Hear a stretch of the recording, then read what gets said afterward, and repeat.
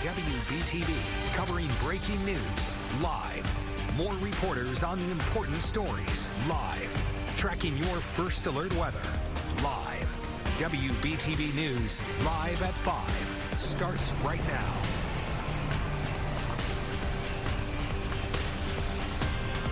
A dozen arcades like the one you see behind me have shut down in recent days in Rowan County. Coming up, I'll tell you why their luck for now seems to have run out. And live at 5, making harsher punishments for people who commit hate crimes in South Carolina. The reason some lawmakers are opposed to the bill passing. Fentanyl overdoses cause the equivalent of a new September 11th every 2 weeks. Fentanyl overdose deaths have dramatically risen in recent years in the U.S. and here in North Carolina. The steps state lawmakers are taking right now to try to stop the spread of fentanyl. Nearly a dozen so-called fish arcades have shut down in the last few days in Rowan County. Thanks for sticking with us. I'm Siobhan Bryan. And I'm John Carter. Those shutdowns coming after deputies hand-delivered a letter from the sheriff telling the business owners to close or face charges. And WBTV's David Wisden is live at one of those locations. David, did they all close? Well, John, what I know so far is that at least 9 of the 12 closed. I visited them today, and they were shut down, including this one behind me, this Ace Arcade. Now, the deputy chief of the sheriff's department says that there may be 2 that are still open, and he says if they are, they should expect a visit from deputies very soon. There's been at least 5 or 6 robberies over the last, year or 2 probably. It's not just that the businesses are illegal. Chief Deputy Jason Owens says they also attract violent crime. We had the one on Stasel Boulevard where the security guard actually got shot and killed at that one. That was at this arcade in August. Now the sheriff has ordered all arcades to close. The sheriff has said we're not going to let them stay open. We're not going to let crime be committed in broad daylight. And so we're going to do something about it. Oh, God, I'm losing my job.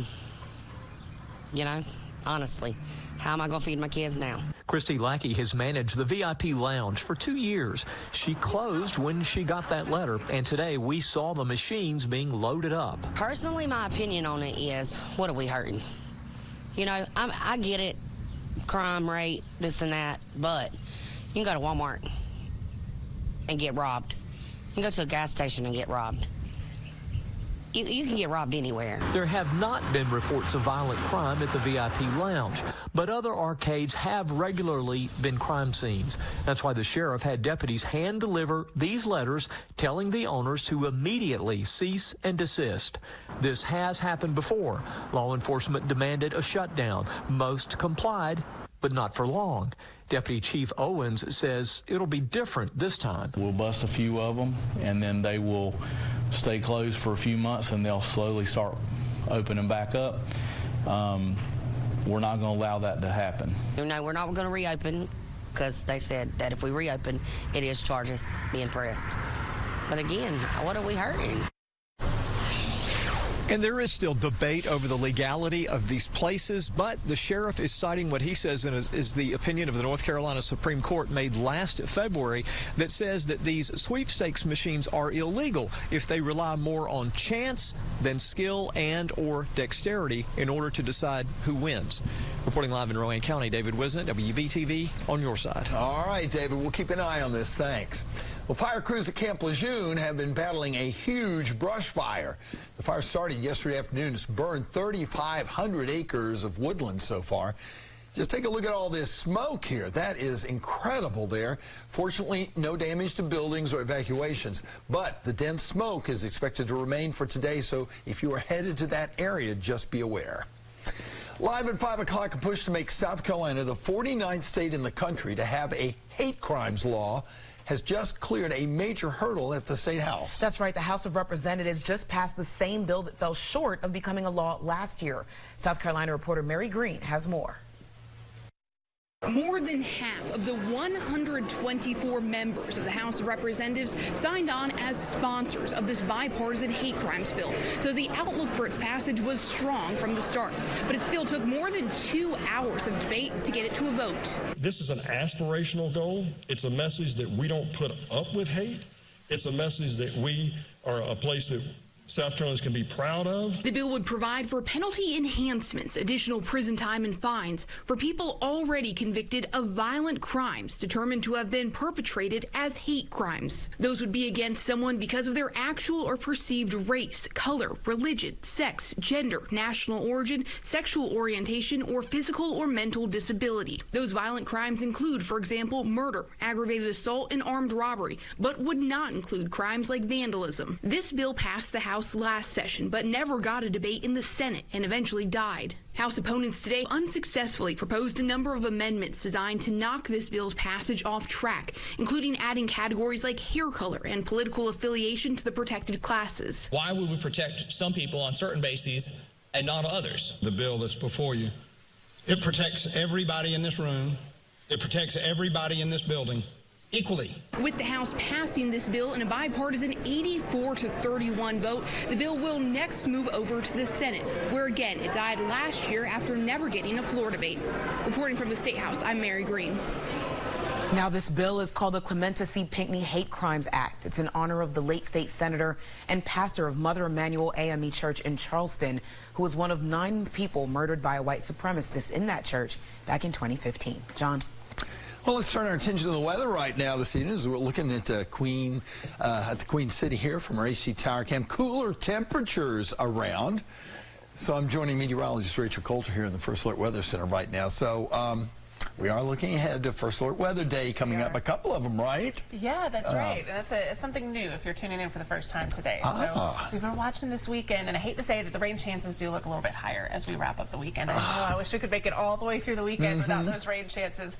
But we've got a couple of days to look out for. So we got Friday, and that's mainly going to be for the morning. So this time on Friday, we should be completely dry. It's going to be chilly out there, but that First Alert Weather Day mainly confined to your morning commute. And as I mentioned, we have increased those rain chances for Sunday, thus issuing the First Alert Weather Day. And in terms of what radar could actually look like by the second half of the weekend, let's just say you're making some of those outdoor plans, I'll walk you through what we could expect here in just a few minutes. I do want to talk about what we're seeing right now, though. It's a cooler day than what we had yesterday. So far for the month of March, we've really exceeded the mid to upper 60s. We're either in the upper 60s or the 70s each and every day of March so far. Today was the first day that we only made it into the mid 60s, and we're only getting cooler from here. So 61 degrees is that current temperature after reaching 65 in Charlotte. If you're listening in from Albemarle, we've got the upper 50s out there, upper 40s out towards Boone. These temperatures are going to be dropping pretty quickly. So if you have some plans around 9-10 o'clock, we're going to be on either side of that 50-degree mark. We're going to be waking up in the 30s again tomorrow, cooler into the week. We've got the weekend rain chances as well. An updated look at that 7-day just a few minutes away. All right, thanks a lot, Rachel.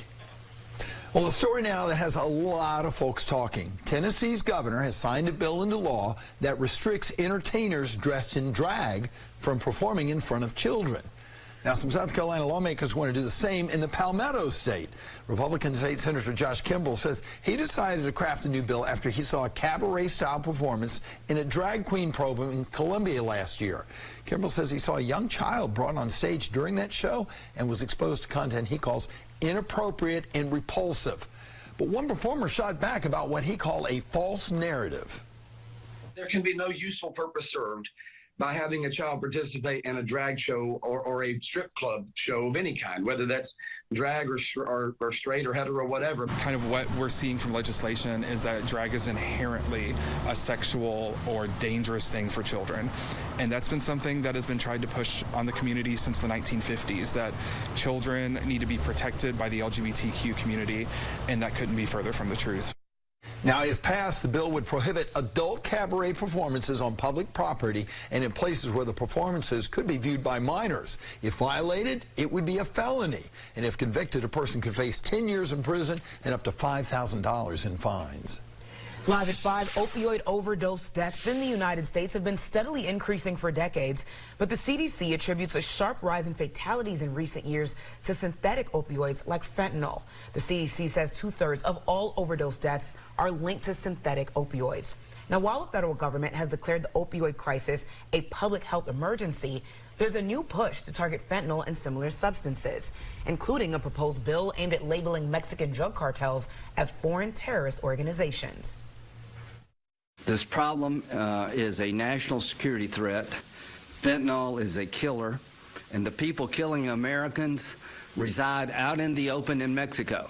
We have to look at it as a poison and not a war on drugs, but a war on fentanyl.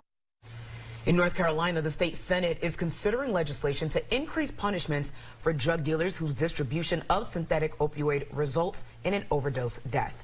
A bill advanced yesterday that would create high-grade felony offenses for deaths caused by distributing certain controlled substances. It would also increase fine amounts for trafficking heroin and fentanyl. A new and clear mugshot of Alec Murdaugh has been released. Last week, you remember, the disbarred and disgraced South Carolina attorney was found guilty of murdering his wife Maggie and son Paul. Well, tonight, Murdaugh's older brother is speaking out for the first time since the ruling, saying Murdaugh is not telling the whole truth. In a recent interview, Randy Murdaugh was quoted saying he knows more than he is saying. Randy Murdaugh was seen several times throughout the trial in Colleton County. He did not take the stand to testify in his brother's defense. Right now, Alec Murdaugh is serving 2 consecutive life sentences for the murders of his wife and son. His defense team is expected to file an appeal next week. An East Charlotte dealership robbed by a group of men who stole multiple luxury cars. We're on your side with why police say this seems to be a growing trend. And what would you like to see in the next superintendent for CMS? We're on your side with how you can chime in on what you want from the district's next leader.